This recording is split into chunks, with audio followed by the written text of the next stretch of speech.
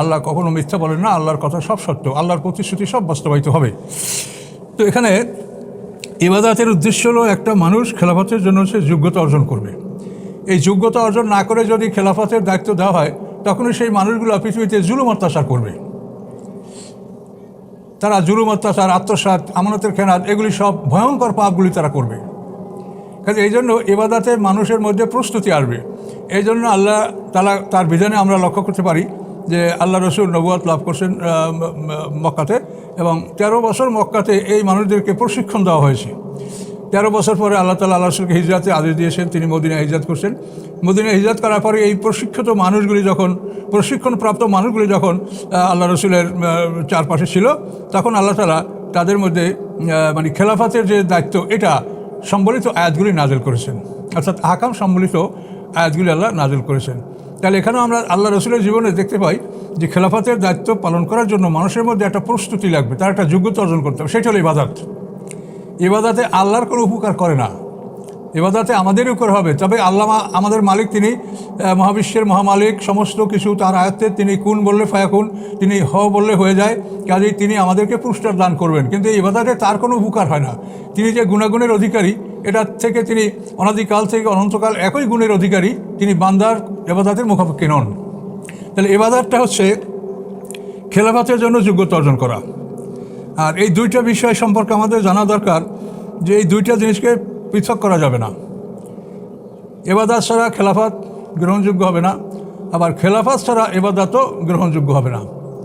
শুধু ইবাদত গ্রহণযোগ্য হবে না, তার প্রমাণ দেখেন আল্লাহ কোরআন পাকে বলেছেন যে আকাশ, পৃথিবী এবং এর মাঝে যা কিছু আছে সবাই আল্লাহর পবিত্রতা ঘোষণা করে, এবং প্রত্যেকটা গাছের পাতা, প্রত্যেকটা সৃষ্টি, এ সবাই আল্লাহর ইবাদত করে। আল্লাহ তাফকাহুনা তাসবিহুন, আল্লাহ বলেন যে তোমরা তাদের এই পবিত্রতা জপো না, এটা তোমরা বোঝো না, কিন্তু সকল সৃষ্টি আমার ইবাদত করে।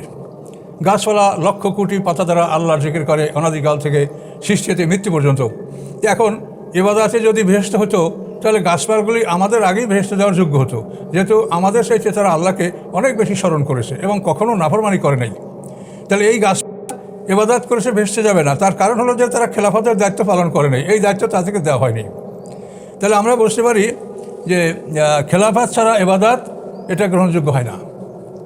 আপনি খেলাফত দেখেন, এই বর্তমান পৃথিবীতে যে রাষ্ট্র পরিচালনা, এটাই তো খেলাফত। এই রাষ্ট্র পরিচালনায় যাদের মধ্যে ইবাদত নাই, তারা শুধু জুলুম করে যাচ্ছে। যতই মুখে তারা ন্যায় বিচারের কথা বলুক, কিন্তু তারা সবসময় পক্ষপাতিত্ব করছে। তাদের দল, তাদের সমর্থক যারা, তাদের সব জুলুম অত্যাচারগুলি তারা এগুলো স্বীকৃতি দিচ্ছে, আর মাজলুমদের প্রতি যত জুলুম হচ্ছে সেটার প্রতি তাদের কোনো ভ্রুক্ষেপ নাই। কাজেই ইবাদত ছাড়া খেলাফত এটা কখনোই গ্রহণযোগ্য হতে পারে। এই দুইটাকে পৃথক করলে কোনোটাই গ্রহণযোগ্য হবে না। শুধু ইবাদত গ্রহণযোগ্য হবে না যে তোমাকে মূল দায়িত্ব দেওয়া শুধু তুমি পালন করতে পারো নাই, আর শুধু খেলাফত সেটা হবে একটা জুলুমতন্ত্র, সেখানে ন্যায় বিচার প্রতিষ্ঠিত হবে না। তো এখন এই ইবাদত এবং খেলাফত এটা একই আসমানি কেতাবের মধ্যে আল্লাহ দিয়েছেন। আল্লাহ তিনি এটা ঘোষণা করেছেন, ইবাদত এবং খেলাফত দুইটি দায়িত্ব আমাদের উপরে, কাজে এই দুটাই তিনি একই কেতাবে দিয়েছেন। যেমন খেলাফতের জন্য বিধান দিয়েছেন, তেমন ইবাদতের জন্য তিনি বিধান দিয়েছেন, এবং একই কিতাবের মধ্যে এটা দিয়েছেন। পৃথিবীতে এমন কোনো দৃষ্টান্ত পাওয়া যায় না যে মানুষ ইবাদত করবে আল্লাহর কিতাব দ্বারা, আর দেশ শাসন করা হবে মানব রচিত আইন দ্বারা। দুইটা বই, একটা আইন হলো ইবাদতের বই, আর একটা হলো রাষ্ট্র পরিচালনার বই। এরকম দুইটা বইয়ের অনুমোদন আপনি আদম থেকে মুহাম্মদ সাল্লাল্লাহু আলাইহি ওয়াসাল্লাম পর্যন্ত আপনি কোথাও দেখতে পাবেন না। যিনি এই মহাবিশ্বের মহামালিক, তার বিধানের বাইরে আমরা চললে আমাদের কোনো রক্ষা আছে? আমরা রক্ষা পাবো? কাজেই আমরা এটা স্পষ্ট দেখতে পাচ্ছি যে ইবাদত এবং খেলাফতের জন্য একই পুস্তক, একই গ্রন্থ, কিন্তু আমরা সেটাকে দুই ভাগে ভাগ করলাম কীভাবে?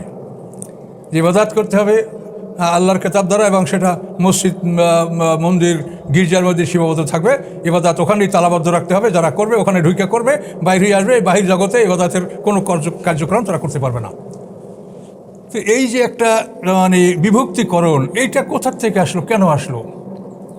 এটার উদ্ভাবক হলো ইহুদি খ্রিস্টানরা। এটা আমি এর পিছনে কিছু খুঁজে পাই না, আমি যা খুঁজে পেয়েছি সেটা আপনাকে বলছি। যে আমি এতটুকু দেখতে পাচ্ছি যে আল্লাহর আইনে পৃথিবী সুন্দরভাবে পরিচালনা করা যায়।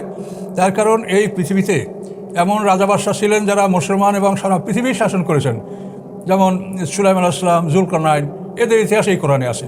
আবার এই কোরআনে এমন শাসকদের ইতিহাস আছে যারা কাফের, তারা সারা পৃথিবী শাসন করেছে, যেমন বখতে নসর, নমরুদ, এদের ইতিহাস কোরআনে আসে।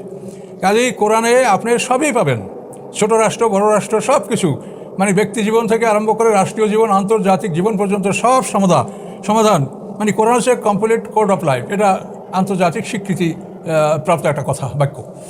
তো এখন খেলাফতকে ইবাদত থেকে পৃথক কেন করা হলো?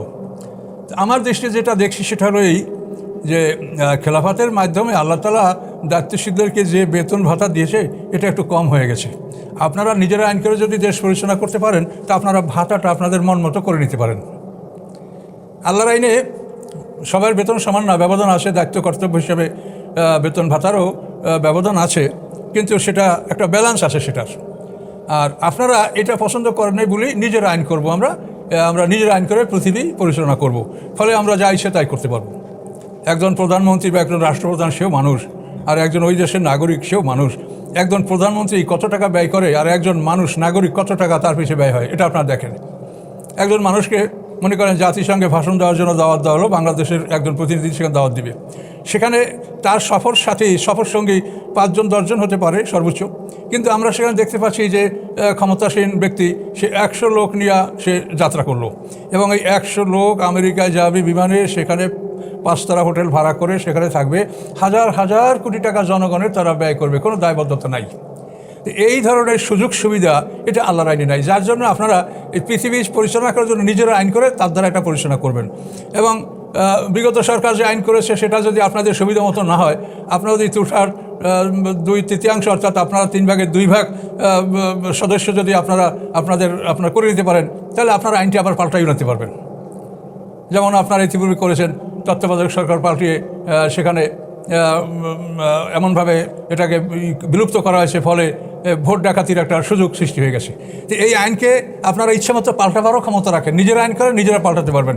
আর আল্লাহর আইন এটা কোনো দিন সমগ্র পৃথিবীর মানুষ একত্রিত হয়েও এই আইনটা পাল্টাতে পারবে না। এই দেখেন ব্যবধানটা এখানে, যে মানব রচিত আইন তাদের সুবিধা অনুযায়ী তারা এটাকে পাল্টাতে পারে, আর আল্লাহর আইন সমগ্র পৃথিবীর মানুষ জিন ইনসান একত্রিত হয়েও আল্লাহর আইনের পরিবর্তন ঘটাতে পারে না। তাহলে এই দুটো শাসনতন্ত্র একটা দেশের জন্য, একটা জাতির জন্য, এটা কোথার থেকে আসলো? এটার কোনো অনুমোদন আল্লাহর কাছ থেকে আছে? আল্লাহকে অনুমতি দিয়েছেন? কোথা থেকে আপনারা পেলেন? এটা তো ইহুদি খ্রিস্টানদের আবিষ্কার, তারা তাদের সুবিধার জন্য এটা করেছে। এবং এইটা যেহেতু তারা সারা বিশ্ব পরিচালনা করে, তারা সারা বিশ্বের উপর এটা চাপিয়ে দেওয়ার চেষ্টা করছে, এবং মুসলমানদের উপর এটা চাপিয়ে দেওয়া হয়েছে যে তোমরাও ধর্মকে পৃথক করো, রাজনীতি পৃথক করো, ধর্ম মসজিদে রাখো, রাজনীতি বাইরে থাকবে। এখানে প্রশ্ন আসে যে মসজিদ আল্লাহকে দিয়েছেন আর বাকি জগতের মালিক আপনারা, যে ওইখানে মসজিদে আপনার ইবাদত করা হবে আর আপনারা বাইরের দুনিয়ার সব কিছু করবেন। যে রাজনীতি মসজিদে করা যায় না, সে রাজনীতি বাইরে করার অনুমতি নাই। কেউ লেখে যে মসজিদে বাজে কথা বলা নিষেধ। আচ্ছা, মসজিদে যদি বাজে কথা বলা নিষেধ হয়, তো বাজে কথা বলা জায়েজ কোন জায়গায়, সেইখানে একটা সাইনবোর্ড দিয়ে দেন যে এইখানে বাজে কথা বলা যাবে, ফেরেশতারা লিখবে না, হিসাব নেওয়া হবে না। কি পারবেন? তাহলে মসজিদও আল্লাহর জমিন, বাইরের জমিও আল্লাহর জমিন, আমরা তার গোলাম। তাহলে মসজিদে যে রাজনীতি করা যায় না, সেই রাজনীতি বাইরেও আপনি করতে পারবেন না, কারণ মসজিদও আল্লাহর ঘর, আল্লাহর জায়গা, সমগ্র পৃথিবীর জমিনের মালিক আল্লাহ। কাজে এইভাবে যে ধর্ম এবং রাজনীতিকে যে পৃথক করা, এটা খ্রিস্টানরা করেছে, ইহুদিরা করেছে, এবং সেইটাকে আজকে সারা দুনিয়ায় মুসলমানদের উপর সেটা চাপিয়ে দেওয়া হচ্ছে।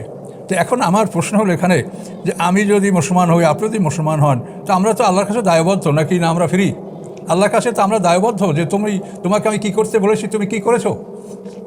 তাহলে এখন প্রথমে আপনি হাসরের ময়দানে যে প্রশ্নের সম্মুখীন হবেন সেটা হলো যে তোমরা দুইটা শাসনতন্ত্র, আমার কোরআন, আমার আসমানি কিতাব তাওরাত, জবুর, ইনজিল, ফুরকান, এইসব আসমানি কিতাব বা আরও যত কিতাব আছে, এই কিতাবের মোকাবেলায় তোমরা আর একটা কিতাব রচনা করলে কোন সাহসে?